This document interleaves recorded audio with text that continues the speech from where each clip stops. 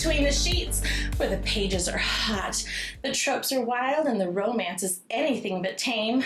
I'm your host, Pixie. And I'm the one and only No-No, and together we're diving deep into the steamy world of smut books. Think dark romance, bully romance, reverse harems, and all the delicious chaos in between. Grab your favorite spicy read and let's turn up the heat.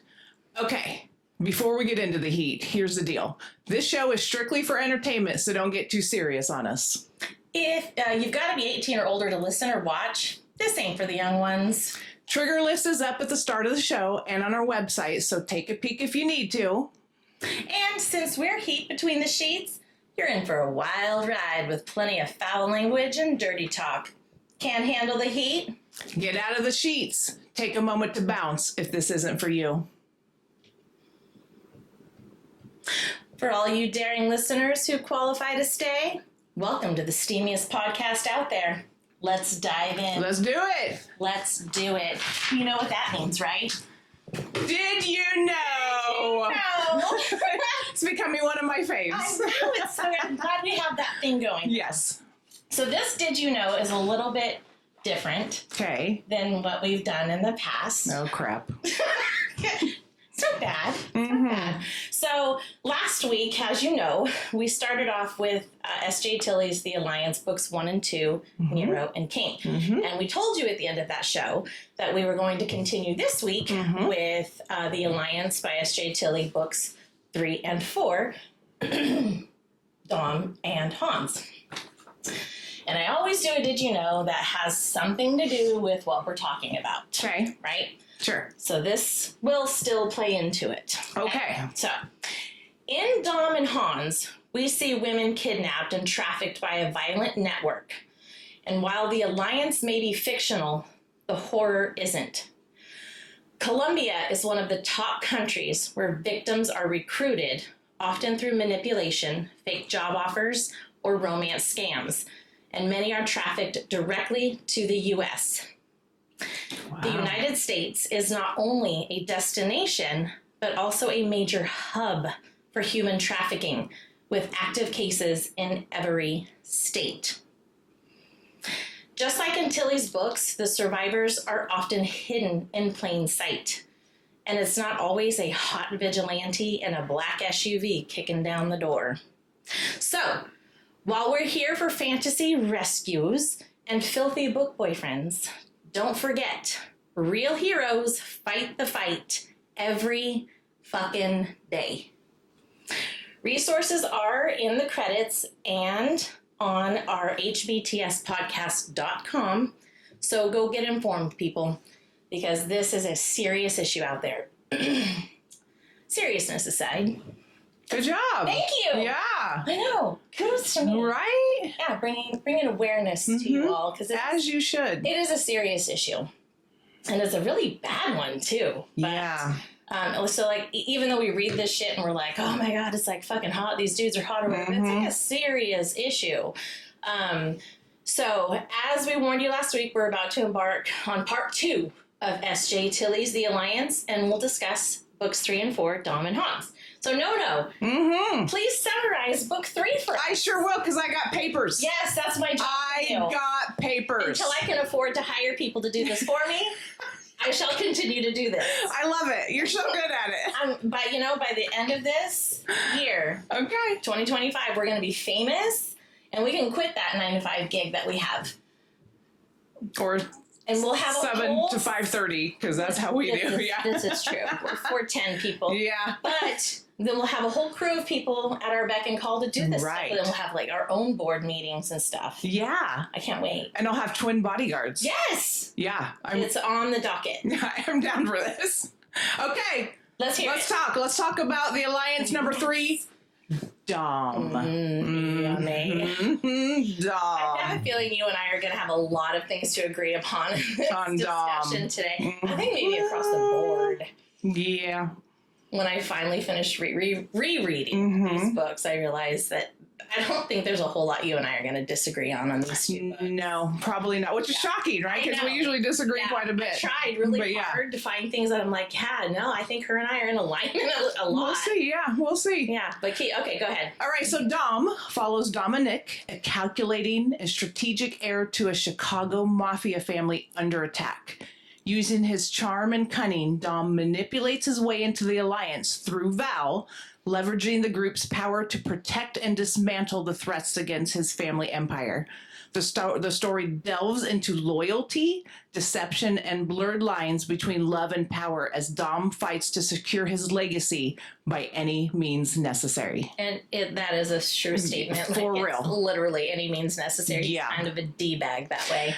But then you love him. You do. Yeah. Yeah. All those tattoos. And psychopathic things he does. Whatever. Yeah. Continue on. Tell us about Dom. So Dom, the main character, is a ruthless Chicago mafia leader driven by loyalty to his family and survival. You just sighed there. So yeah, this is your type, huh? Well, I mean, he is in your bonded group, yeah? I think so. Yeah, I believe he was, yeah. His willingness to manipulate those around him, including Val, so keep that in mind, to achieve his goals highlights the darker side of his character. Yet beneath his calculating exterior lies a man capable of growth and genuine love. Truth. Yeah. Truth. Mm-hmm. And then you got Val. Mm-hmm. Val, lovely Val, she's actually Valentine, goes by Val, is a woman with a troubled past who longs for a real family and belonging. Initially captivated by Dom, she is hurt by his deception and gradually finds strength in forgiveness and healing. Her journey is one of learning to trust again and embracing her own worth. Mm-hmm. And then there's Rob. Rob is Dom's second cousin and second in command, loyal, reliable, and unshakably calm under pressure. Mm-hmm. He's sharp, steady, and always ready to back up Dom when it counts. Yes, and he comes into play throughout. He does. He's kind of funny. He is. I appreciate him. I do too. Yeah. He has this every once in these little one-liners. Yeah. In the background, people that you just kind of snicker at. Yep, 100%. Yeah. Okay. All right, so then you got Hans. Hans. Book 4, okay? Hans follows a dangerous vigilante obsessed with revenge against human traffickers, especially the one who caused his sister's disappearance. His intense protectiveness over Cassie, the head of HR, who lives across the street, fuels a relationship marked by fierce attraction and dark obsession. As their connection deepens, Hans struggles to shield Cassie from the dangerous world that shaped him, navigating love, revenge, and the risks of his violent path. Okay, so you have Hans. Mm-hmm. Hans is a relentless and obsessive vigilante driven by a personal vendetta against human traffickers. That's why we were talking about human traffickers. So very much in his book, it's going to hit on it quite a bit. A lot. Emotionally intense and fiercely protective, he carries the weight of trauma and channels it into a brutal fight for justice. His dark past fuels his dangerous lifestyle, making him both compelling and unpredictable. Yes. There's so much I have to say about this guy. Mm-hmm. Okay. All right, so Cassie, she is the main character in this book. She is the head of HR who becomes captivated by Hans after a brief encounter. Practical yet vulnerable, she's drawn into Hans's dark world while balancing her own quiet strength and quirky baking skills. Hilarious. Their intense relationship challenges both to face danger, love, and obsession head on. By the way, I have to point this out. Okay. Did my nails again for today's episode. We have the blue, because Val always wore blue for Dom, and then the line of diamonds because he's a diamond importer. And then my ring finger is a cupcake with a red ruby on the top. Okay. Because poor Cassie is the worst baker on the planet, which we will discuss later. Yeah, just too much. I gotta move these notes because that's for our end of the episode. Okay. Cocktails. So, and anything that has the word cock in it is absolutely one of my favorites. I can't wait to talk about that stuff at the end of the show. Oh my God. So let's talk about Dom. Okay. That's that book across the board. Let's just touch on it, shall we? Can't like touch on it or touch him. All of it. Okay. So I'm just going to put this out there. When I first read all 4 of these books, I don't know, it had to have been like a year or so ago. It was around the time that you came to our building to work. So it was like a year ago, right? Yeah. Yeah, because I remember when I came, you were working that building, and I was like, oh my God, no, I read this book, and you're like, duh. Yeah. And I was like, oh. So, but then Dom had come out yet, so we kind of read it at the same time. So, and we were both like, yeah, so craziness. Yeah. So I don't think I fully appreciated all of them as much as I did this second read. Agreed. Right? Agreed. Okay. So the first time I read it, all 4 of them, like I attached to Dom's book all the way through to the point where I actually purchased that ebook and I've read it multiple times. I didn't dislike any of the others. I actually can say I felt when I look back, I was like, I disregarded Hans's story. I agree. But this is crazy. When I was rereading Hans's story, I was like, this is weird because I can recollect every aspect of the story actually having only read it once before. So it actually resonated with me a lot more than I realized. Interesting. Yeah.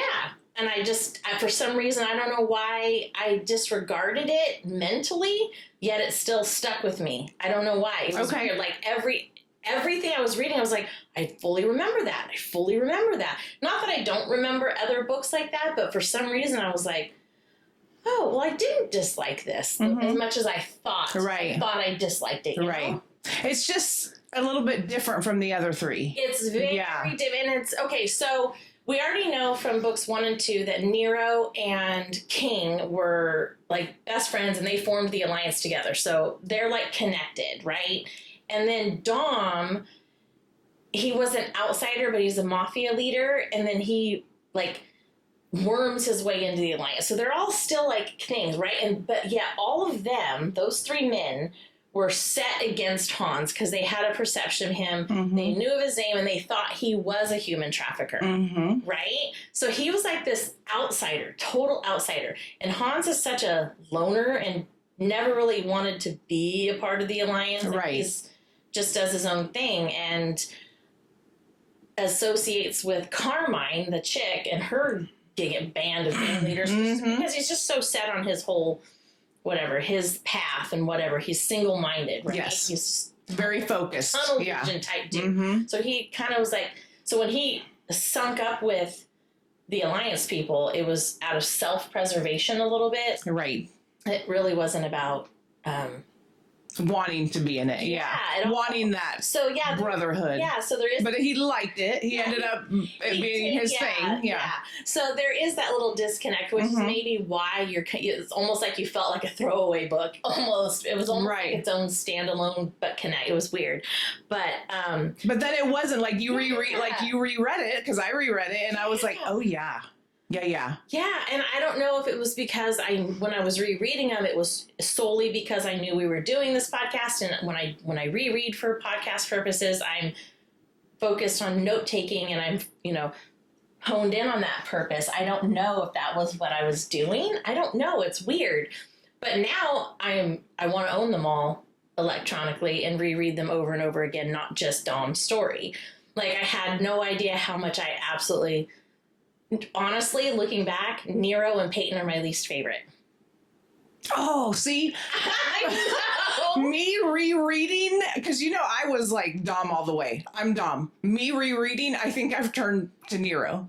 And I thought you were Nero from the get-go. I was Nero, but I was more Dom. Because he is the biggest stalker of them all. But then I loved Dom, but then rereading, I'm like, no, it's got to be Nero. But I love Dom. And I love Dom too, and probably because he did the most horrible things. And you know how I am about guys who do horrible things to their women. Like when he drugged her and tattooed her finger just because she said, I'm not going to wear your ring. And instead of saying, well, it's either that or I'll tattoo your finger. And she would have been like, fine, I'll fucking wear your ring. Right. You know? No, he didn't give her the choice. He didn't even just tell her what the second option was. Switching out her birth control for fake. Like, like, he's fucking crazy. Shitty communicator. Yeah. Whatever. It's hot as hell. Like, I'm all for it. But, you know, and he's huge and covered in the like he's the biggest of them all, but next to Viking Hans, right? So, but I didn't realize how much I really loved King, because he was like, no, bitch, I'm marrying you. You don't have a fucking choice. I don't even give a shit what your dream wedding is. You're wearing PJs. I'm going to hold you down while I make my friend marry us. Like, shit like that. Like, right. I like that kind of psycho stuff. And I like being stalked and obsessed over. At least your stalker, I give him, the credit of at least he found out what she wanted for a wedding and asked her if she wanted to marry him, and then he probably wouldn't have cared what her answer was. It was going to happen anyway. And then, but I have to have that little bit of sweetness. Yeah. And you're like, I don't need any of it.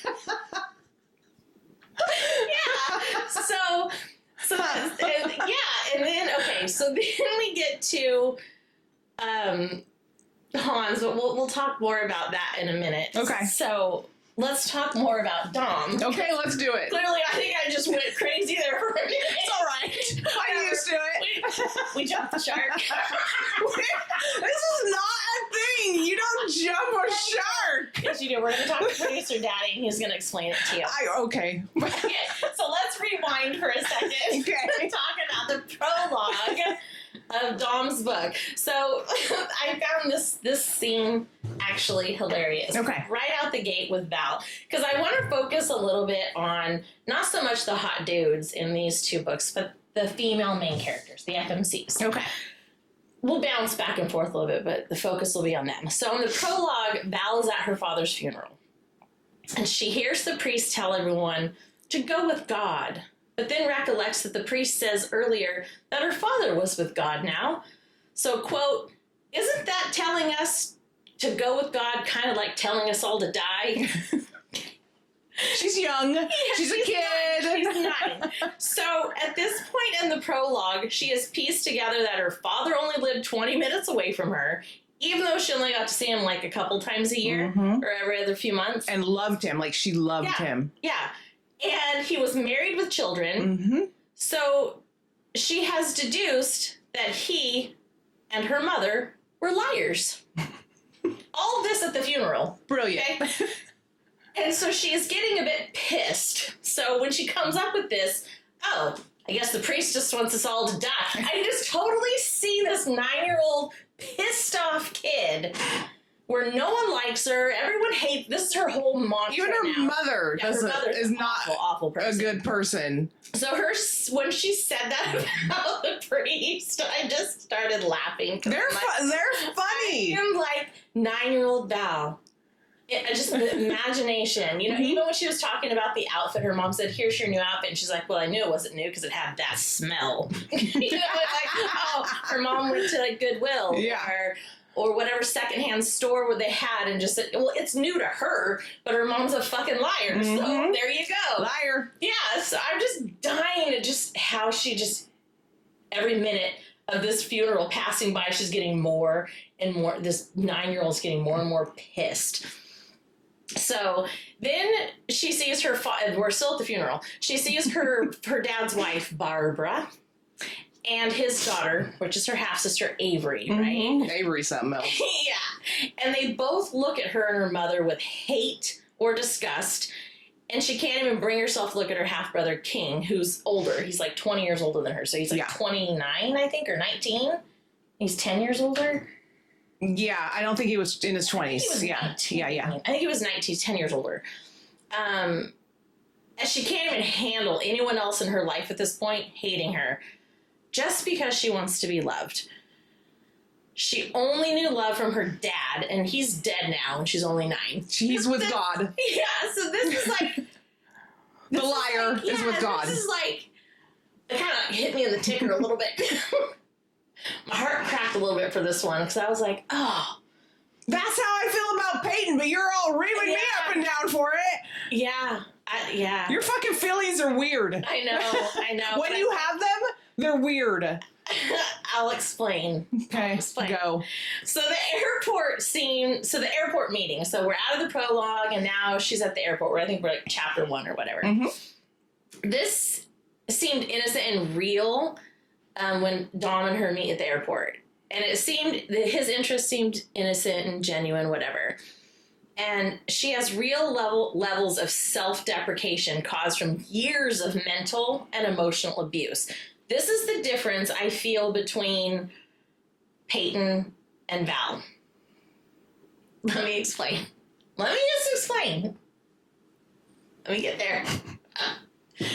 I know we talked last episode about how I just didn't feel Peyton had real trauma. I didn't say she didn't have trauma. It just wasn't real enough trauma for her to be so fearful of men. I still feel that way. Because she was never raped, whatever. Yeah, she was smacked around, but... broken bones smacked around. By who? By one person. Well, her mother wasn't any better. She let it happen. Was she beaten and abused at school? The story doesn't tell us any of that, so we can't assume that she was bullied at school or whatever. Well, Val was only beat by her mother. It does explain that she had no friends and all that other stuff. It does talk about how she literally had no friends. She had no connection to anybody. She literally... I think you'd have to deduce the same with Peyton. You can deduce whatever you want. I will deduce it. Thank you. I'm a deducer. I'm an expert deducer. So she had all these years. I mean, her mom, got into the whole thing, how her mom wouldn't even let her basically cry at her dad's funeral. Like, her mother was sadist, yeah. Incarnate. Okay. She's awful. Like, horrid. And so this is real trauma she had, and she believes that she was not worthy of love or companionship, but she still went out and had relationships. She had boyfriends before, right? She went out and tried. But she just didn't really believe that this dude could be truly interested in her. That's understandable, right? Like, you can understand someone being like, okay, just your average Joe. Sure, I could date that, but this god of a man is interested in dumping me? Okay, so she has that level of self-deprecation. So, he's big, masculine, tattoos galore, handsome, funny, kind, protective, likes her as is. So when they bump into her, anyway, my point is I can relate to her in that aspect because of how she grew up with, like, living in shadows and, like, having those feelings. This feels like I'm opening up a teenage diary right now. I'm wondering where we're going with this. So that's where... Are we talking about family trauma now? Is that what we're doing? Yeah, I think that's why my relation to Val is a little more understandable than my relation to Peyton. Okay. There's that emotional connection more so, because I never had a physical abuse. Not that I was emotionally abused, but I could feel like I was pushed in shadows. There was some verbal stuff that took place with siblings and shit like that. You know what I mean? Okay. So there was that favoritism thing that played a role. So you could always feel like, oh, I'm not ever good enough type of a thing. So I can relate to Understandable. That. Okay. Granted, I'm way the hell over that because I'm amazing. Is she though? Yeah. I'm amazing. Look at me. Well, I know you're amazing, but are you over that? With the dark shit you like to get into. Oh, fuck yeah. I always say, like, you need help. And you're like, I know. I've just come to terms with it, I think. Considering, my 29 years of life. 29 years of life. Uh-huh. Same. We're the same age. I thought we were 21 a few months ago, but whatever. It's fine. It's okay. But no, I've accepted it, I've moved on, whatever, I've grown in my life. But I feel like I can relate better and understand her trauma more than I think I could Peyton, which is why I said I can't really, I just can't bring connection to that trauma. I think it was ridiculous in my book. Okay. Not that I don't think she had it. I just think that it just seemed overboard. But everyone's different. Mm-hmm. Everyone's different. There could have been someone who went through the exact same thing who was like, whatever, and just kind of went out and fucked half the world. Like, I don't know. Right. I don't know. So anyway, so I have a serious hard-on for the fact that Dom calls her Shorty. Why? I don't know. Angel and Mama. Like, I don't know why. Mm-hmm. Even though he knows her name, and the first thing he called her was Shorty, because she was adorably short to him, and then Angel, because she was as pure as an angel in his eyes, maybe? I don't know. I just really got I for that. always love pet names in books. Yeah. Like when a guy has a pet name for the girl, love it. Like, it's one of my favorite things. And they got to be good names like that. Yeah. I think there's so many common pet names, but these were unique, I think. And yes. Angel is, I think, a common one. But when he called her Shorty and Mama, I don't know what it was. I've never ever, maybe because of the daddy dom stuff, like I'm never gonna be okay with mama or dada or daddy or mommy, and I'm like, no. And I don't even know why he started calling her Mama, because he called her that early. Like, I think he called her all three of those in the fucking airport in chapter 1. Yeah, he's a nickname guy. Yeah. And then, oh my God, in the airport when they crashed into each other, and she said something like, "Did I hurt you?" And he says, "I don't think a little thing like you could hurt me, swoon." Dude, being a big girl, calling little or small, and being held like you're little, holy shit. Yeah, I'll take you. I mean, come on. Right? Yes. So, yeah, just swoon. Right? He was good. He was. Good fucking manipulator. But he had a Right. purpose. He did. And he knew what he was doing. He was fucking good at it. Yeah. All Which is this frightening. shit. Actually, it's Yeah. frightening to think about the fact that he all of it. planned All of it. and manipulated this. All of it. But then he fell in love. But God, that's, as a fucking woman, as a single woman, that's frightening. Scary. Frightening. Scary. And then she tries so hard to keep on a brave face and be strong, but she's always feeling isolated, needing to feel connected. So when Dom showed true interest in her, it was difficult for her to believe at first. But when she finally did, it hit 10 times harder when his truth of manipulation was revealed. Mm-hmm. Oh, I was broken. Ditto. For her. Do you know every time I reread this book, tears actually leak from my eyeballs? Broken. Yeah. Every time. I don't care. I know what's happening and I know what's going to happen. And this fucking book brings tear balls out of my eyeballs. Broken. Yeah. It's heartbreaking. And so the way it's written is heartbreaking. I actually want to slap S.J. Tilly a little bit for that. For making you cry? Yeah. I actually want to shake her hand for making you cry. You can when we meet her. Yes, I will. You can. Thank you for making my friend cry. I appreciate that. It is absolutely heartbreaking when he drugs her, which hot, and forces her to marry him, hot, because she doesn't even fucking remember the wedding.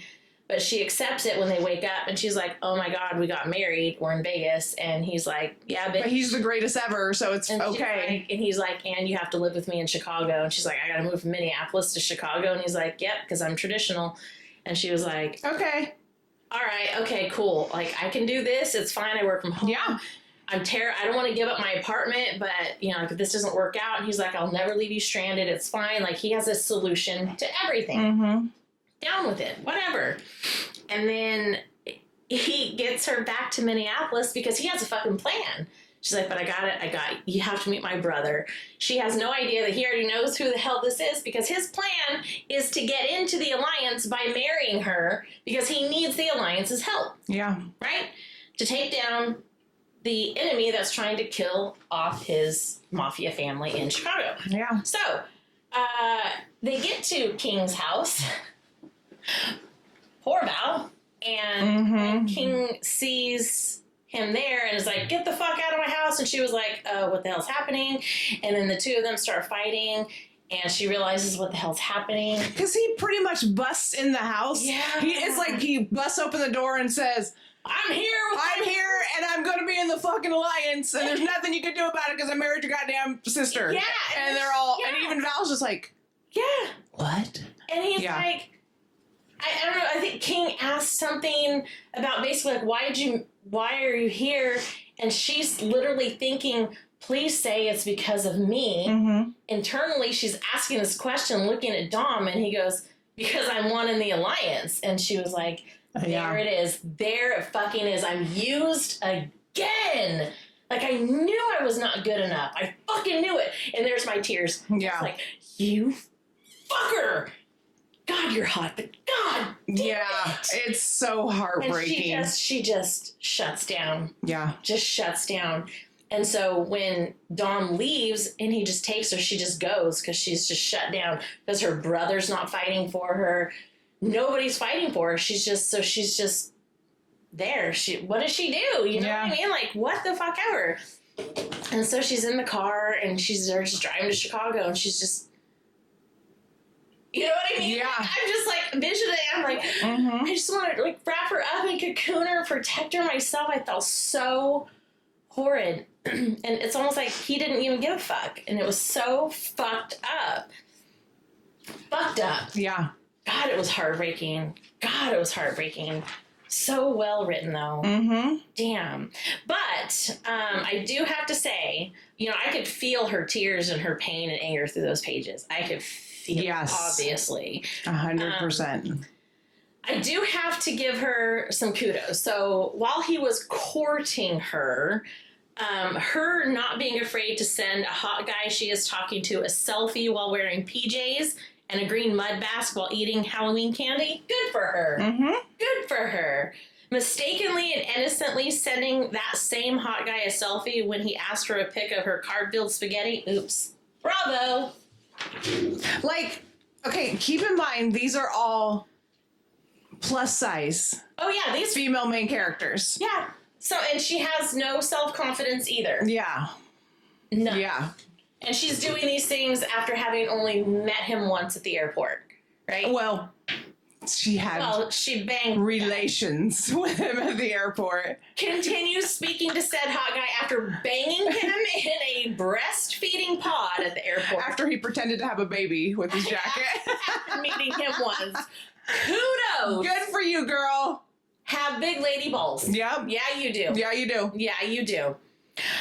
Being okay to continue speaking to that same hot guy after you repeatedly had blunderous texts to him. Like, she just word bombs shit to this guy and then ends up with, like, please delete my number. And I'm just like, I feel like I'm just like, oh my God. How many times have you sent a text and you're like, oh my God. That was the dumbest shit I ever said. Please delete my number. Block me. Please don't show anyone. Just be done with me. Please just don't show anyone. Yeah. And he's just like, you just make my day. Like, he just says... He's just like, you're adorable. Yeah. Yeah, and this is all before, obviously, he met her in Vegas and drugged her and married her and stuff. Because he's playing the long game. Yeah, he's playing the long game. And then the whole time you're reading this, you're thinking, are you serious? You know, when you look back at it after he does all this shit, you're like, was that actual... Did you really feel that way? Or what, dude? Yeah. Like, I'm not even sure now. Yeah. You know what I mean? Like, I think maybe he was truly entertained by her. I think he liked her and stuff, but I don't know. It's real...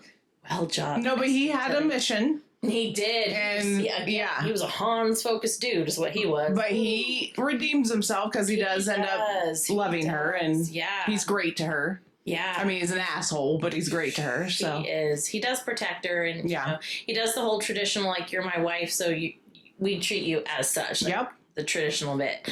A little bit of Dom, you know, drugging her to force their marriage. That was hot as fuck. Like, I mean, that's a me thing. For sure. I don't know that I want to be drugged. I'd be okay with it if it was someone like him. Like, okay. That's okay. I'm alright with that. drugging her again to tattoo his name on her ring finger 4 times with the words "till death," to represent the 4 men in her past whom she slept with. Again, hot as fuck. Switching out the birth control pills for fakes to get her pregnant. Fuck yes. You have a breeding kink? Although I don't like children. Just reading about that is funny. No little children for me. Back to Val, though. Shooting a gun, taking out enemies to protect her man. Sexy and badass. Yes. Truth. Good job, Val. That was hot. For her. I do like her. I'd fuck her. Yay for you? Yay for you. Okay, back to Dom. Cracked up when Dom told Peyton in front of Nero that she can call him daddy. Dom is hilarious in his own rights. He was. That was He so is. funny. I fucking died. Like, obviously he's a big brooding mafia man, but he's probably one of the funnier ones, yeah. To poke the bear. Oh yeah, Sure. yeah. For sure. Dom is a freaking diamond importer. Hello? Yes, please. I mean, yes. Yes, please. I'll take it. Sure. And he's also physically the biggest of all the Alliance guys, next to Hans, and has the most tattoos. Drool. I'm down for that. Yeah. If the book covers anything to go by. Yeah. Fuck yeah. Can't wait to get my hands on that. I know. I just kind of want to lick it. Yeah. All right. So, on to Hans, unless you have anything to add. No. The story. Me and Dom. Yeah. I mean, we were pretty in sync. I was so in love with Dom when I read Dom. And now going back and rereading him, I'm back to Nero. But, yeah. Yeah. See, I'm a king and a, yeah. I love to hate him because what he did was fucked up. Yeah. But he totally redeems himself for me, so. Good. And he's hilarious. He is funny. Yeah. He is funny and protective. Yep. Amazing and yummy. Yep. All right, so on to Hans. Okay. On to Hans. I surprised myself when I reread this because I didn't realize I actually liked this guy as much as I actually did. Okay. Aside from the stupid man bun, which I can't get into. Sorry, that needed to go, but that's okay. Well, we can fix that. I don't like Hans. Okay, yay! Okay, good. We have something to disagree on. Okay. Okay, well, Yeah, go ahead. You finish. let's talk about Cassie's for a minute. So, okay. Cassie, out of all 4, is my favorite Mine too. female main character. Mine too. Favorite, guys. Yeah. Because she's fucking a little bit psycho. She is and quirky as Yeah. hell. Love her. Yeah. Love her. Okay, so she has a quirky personality. I love that she talks to her house. Yeah. I love it. Yeah. Hello and goodbye. When she leaves it. And Hans is Yeah. like, who the fuck is there? She's so weird, it's funny. Yeah. So weird, it's Bakes funny. like shit. Oh my god. And her attitude about her head of HR job, oh my god. It's relatable. It's great, yeah. I gotta read a quote from the book. Okay. As I was reading this, I'm taking pictures of pages so I can go back and make some of these notes because there was so much shit she had done and said, I had to talk about it. Okay. She's hilarious. Quote, everyone gets so excited about these product launches, and I appreciate that they want to include me, but really, I don't care. I'm not really sure it's possible for me to care less. Human resources is my job, not my passion, and learning about commercial building materials is of zero interest to me. This just speaks volumes of my daily life. You relate, huh? Yeah. I'm good I'm at so my surprised. job. I'm very, very good at my day job, but it's not my passion or my life. Okay. So that was so understandable. I was like, You're like, I feel you, girl. I feel you. Yes. Okay, so the interaction between Hans and Carmine, aka Kay, super awesome. Their banter is so familial. As she is telling him how important human interaction is and that she thinks any girl would be lucky to end up with him. Quote, assuming they like the ruggedly handsome bad boy type, Hans responds, thanks, Mom. And Carmine responds, anytime, sport, with snark. Mm-hmm. Pretty sure they are both close in age.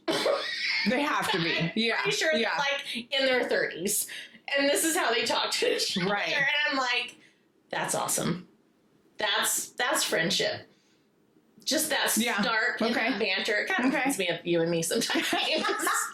You know? Uh-huh. Just that snark. Yeah. I thought it was, very good. Very good.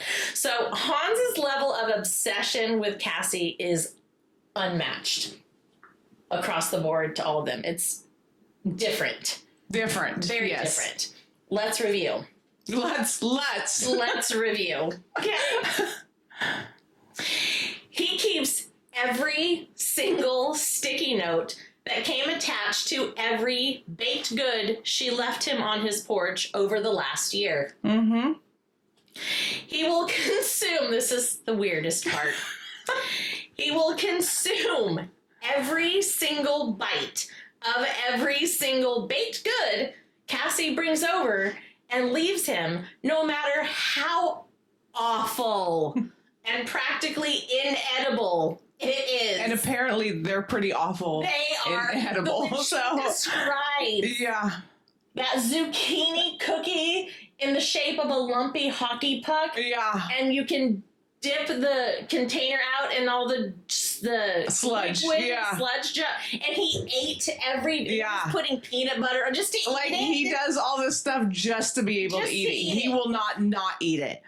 And he doesn't save it for later. He will consume it right then and there. And he's like practically gagging. Yeah, literally. But he can't not eat it. Yeah. He will eat every piece of it. Mm-hmm. Wash the container out and return it the next day. Mm-hmm. That's dedication. That's and obsession. Stupid. I'm not going to disagree with the stupid part.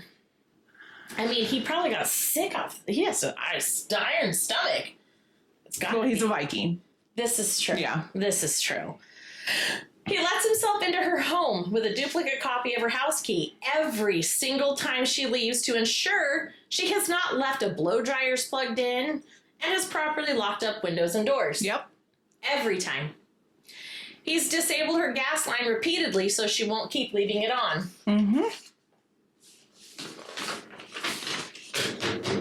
Oh, we keep going. We're going to keep going with this psychobabble bullshit.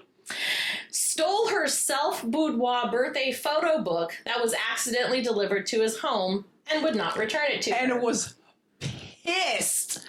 Oh, pissed. He was infuriated when Who took these? Yeah.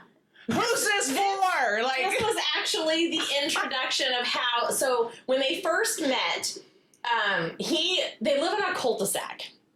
And he comes from money. His parents died a week apart of pneumonia 4 weeks after the sister disappeared. They came from Sweden, and they come from mining money. His dad sold off their company or whatever, so they had all this money. Moved to Minneapolis, Minnesota. Mm-hmm. And so they had all this money. Then the sister, so he knew a lot of people, connections and stuff.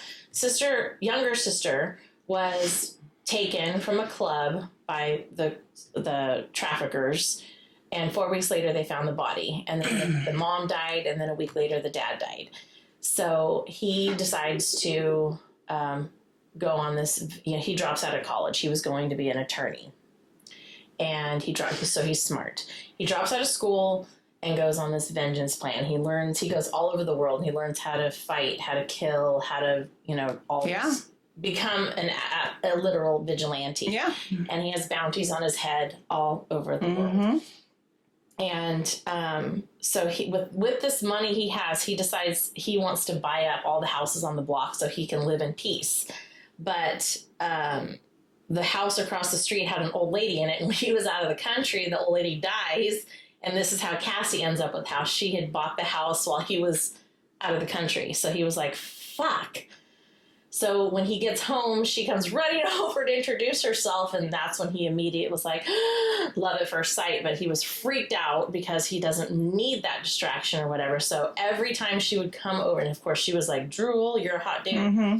So she would come over with these, God, she loves to bake, but she sucks at it. It's terrible. So she starts these freaking blogs, baking blogs, that she cooks these crazy ass shit. Things you should not bake. No. What? Things that should not go together. Sweet corn cookies that are like, I don't even fucking know. And then she delivers it to him, and he never answers the door. But he watches her on the security feed. Mm-hmm.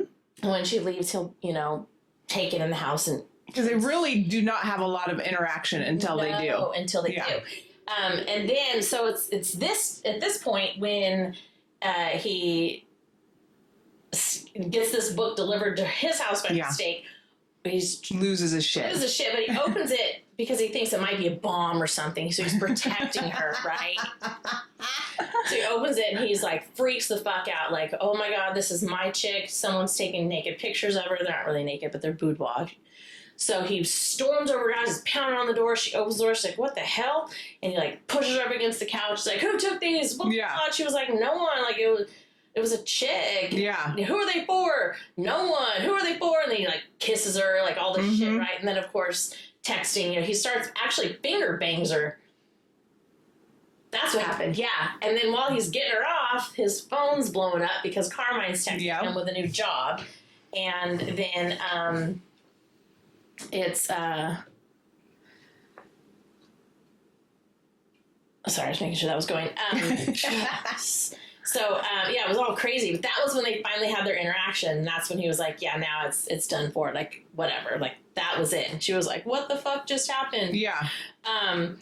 So then, I don't know how many days or whatever later, she needed to go to her parents' house for dinner, but her car wouldn't start. So she went over to his house asking, can I borrow your truck? Right? Because, friendly neighbors all do that. Can I borrow your truck? I know I haven't really talked to you much. Yeah. I bake shit for you all the time. Let me borrow your truck. Yeah.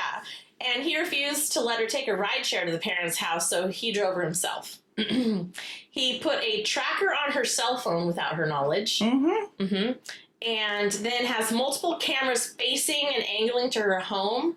And he watches her constantly, like incessantly. Yes. Has self-declared to be obsessed with her. He's actually said this multiple times to himself. Intentionally didn't sleep with any other woman after the first time he met and saw her for over a year. Like, just didn't do it. He stole clothes from her home for a bug-out bag that may or may not ever be needed since he never intended to speak to her. Why? All that being said. Because he's literally a vigilante, so in his mind, everything's different. Yeah. Yeah. It's a whole different type of book. I guess. All that being said, I'm good with him. Totally good with the guy. But back to Cassie. I can relate to her still. She has been involved in many hobbies. Albeit she never finishes what she starts. Where I at least complete my lessons, even if I never use what I learn. Okay? So, like, I'm certified wedding planner. I did floral design. Like, I've done all those certifications all the way through. I just don't use them. Okay? She attempted Spanish, German, knitting, target shooting, pottery. Never completed. She's a little squirrel. She is. Yeah. Totally.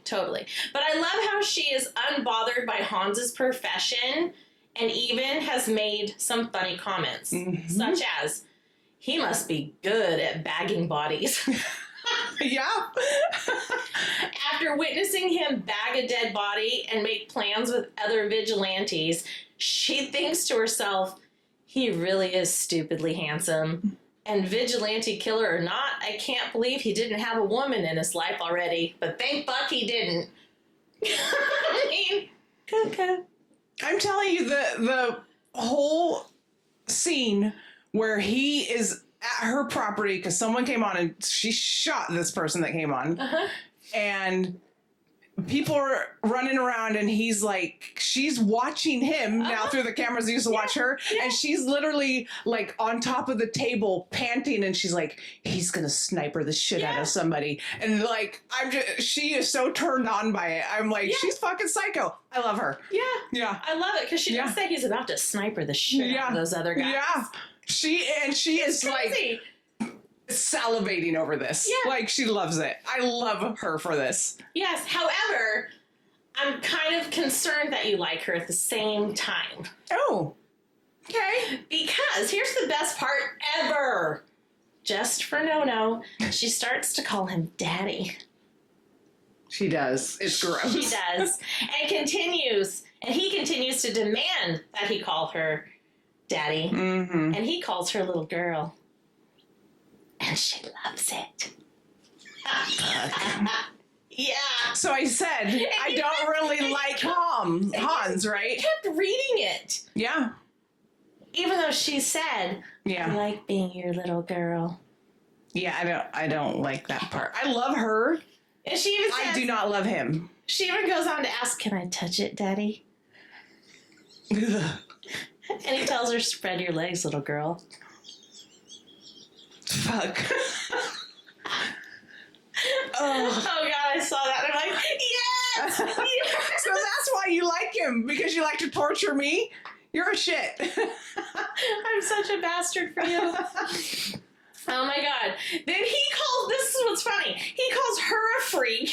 Because she gets off on all his violence and enjoyed blowing him while he was driving. Mm-hmm. I find that a bit hypocritical. Right? Because while she was doing that, he was telling her to suck daddy's dick and make him come. Yeah. I don't like him. But okay. I don't like him. This is a such thing. He's too domineering. He's too grumpy. I don't like it. Okay, I can see And that. the fact, this is what see that. pisses me off, besides the whole daddy thing, because I'm not down for the daddy shit. He, like, if she does something that he doesn't like or agree with, he tells her, that's one. Oh, that pisses me off. How fucking dare you try to make me conform to what you think the fucking rules should be? Oh, hell no. No. But she turns that shit on him. She turns that shit on him as soon as he throws a knife at Dom. Because he tries to take one of her cookies. Yep. And she walks up to him. She's like, that's one. Yeah. And I was like, thank you. Yeah. I fucking hate that shit. She had to teach him because he has, He's Carmine too said, domineering. He has no real human interaction, so he doesn't know how to do anything with people. He just doesn't. He really doesn't. Let some man try to tell me that's one to my fucking face. That's I dare you. one, You're no. not a man. You're fine, and I know you're fucking with me. Just testing. But Cassie is also crazy, or maybe, She is. Maybe she just doesn't have any self-preservation because while being kidnapped, albeit briefly, by the human trafficker Gabriel, Mm-hmm. she smarts off to him saying, I know your interior designer sucks.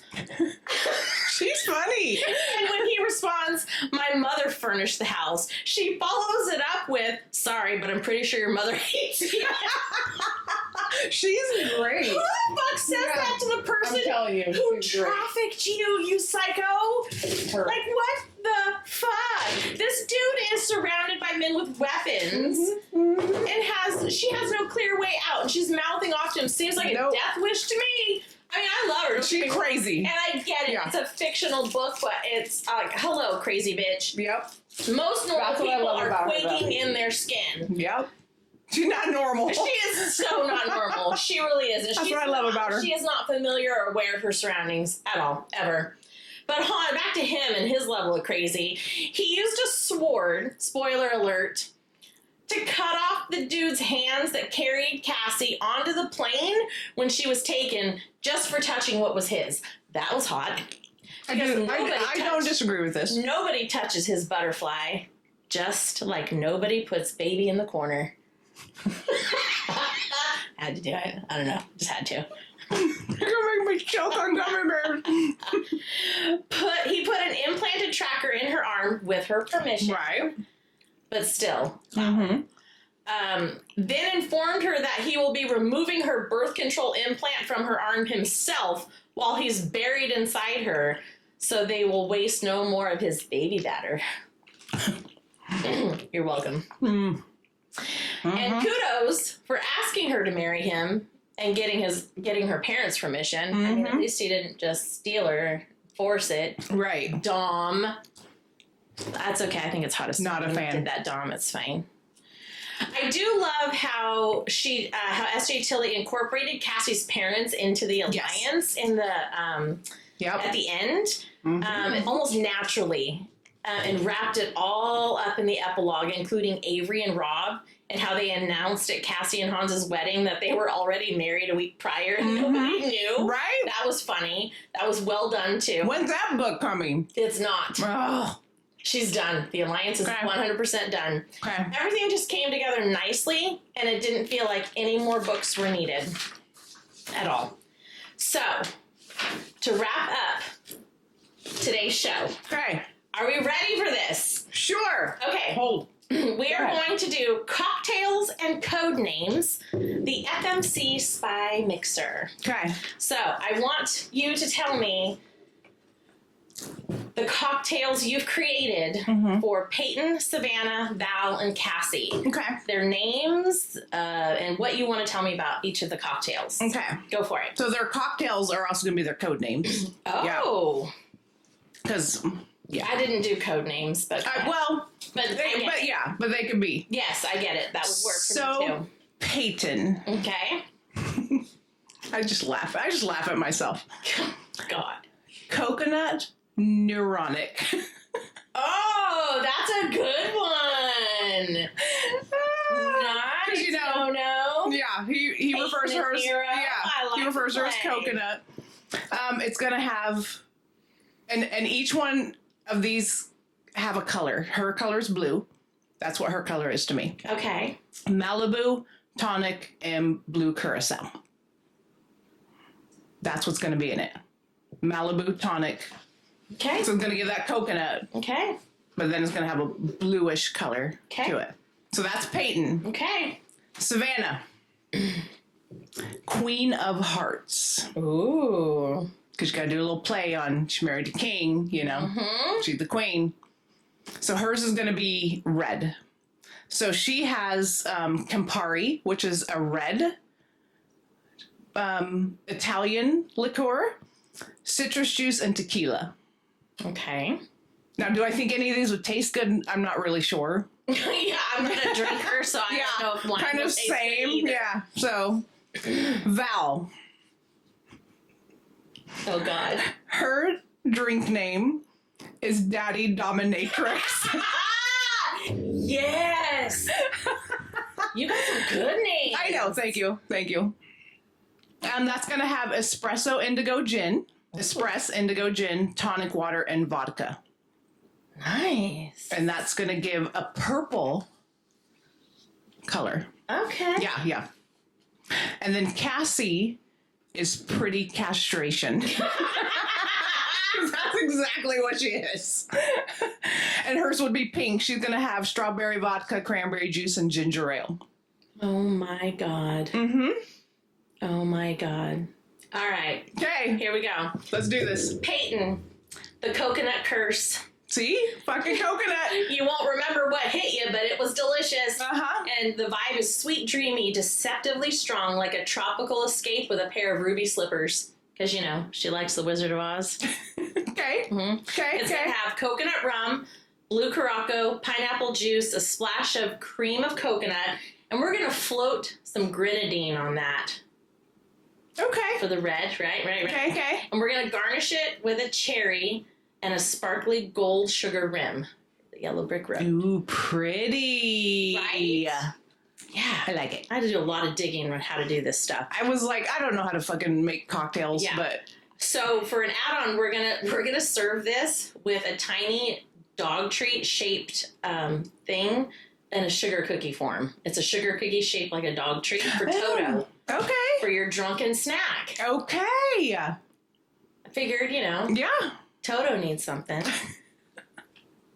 sounded Follow the yellow brick good. road. No idea if any of this is good, but whatever. It's right? pretty. Sounds good. It's pretty. Yeah. As I think it's going to be pretty. Savannah is creative juices and bad decisions. What happens when inspiration meets intoxication? Mm-hmm. Right? It's fiery fun and a little dangerous. It's artsy chaos in a glass with a smoky twist. Okay. So remember, she went and got high with those. Yes. the staff? Yes, I do. Right? That really stuck with me. I had to get some high stuff in there. So it's going to have mezcal, which is that Mexican distilled spirit. It's like a tequila, smoky tequila thing. Okay. Blood orange juice, chili liqueur, lime juice, a dash of tahine on the rim. Ugh. And we're going to garnish it with an orange peel flame twist and a tiny paintbrush stir stick. It sounds awful. Probably.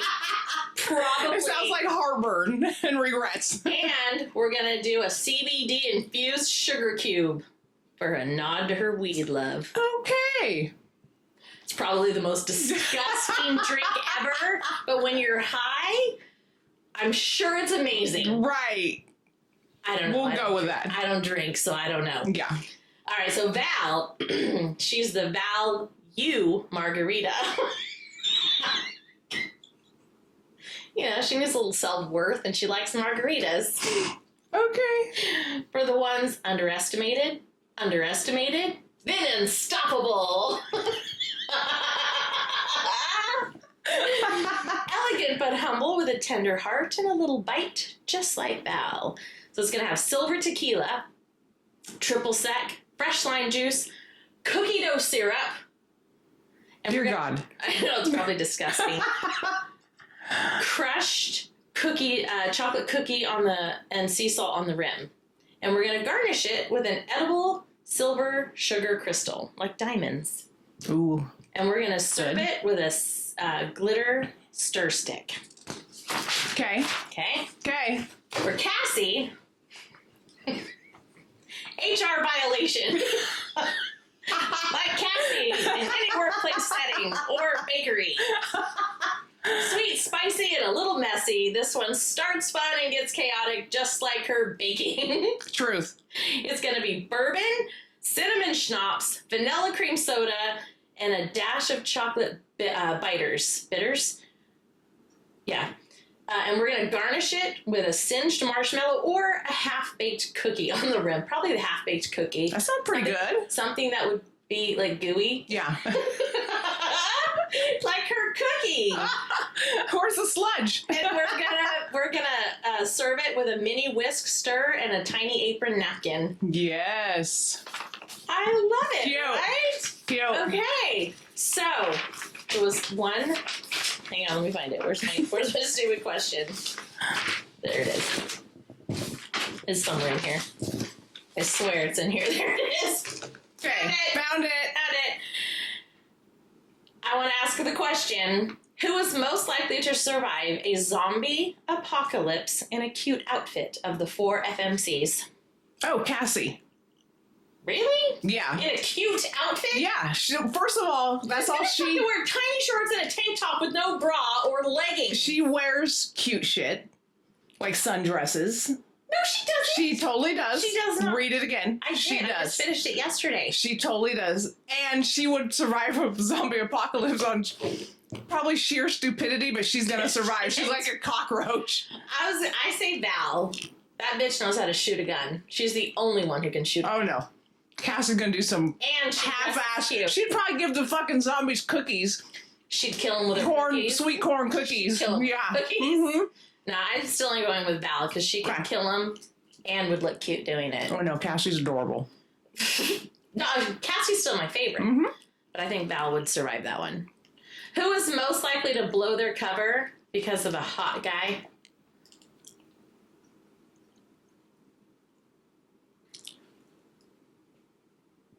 That's a hard one. I'm going with Cassie on that one. See, I wouldn't say Cassie.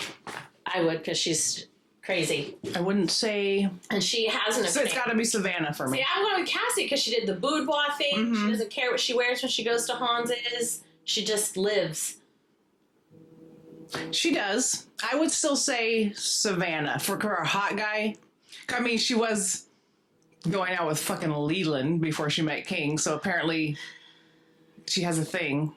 Yeah, I don't know. All right, guys. Thank you for joining us this week on HBTS Heat Between the Sheets, and we'll see you next week.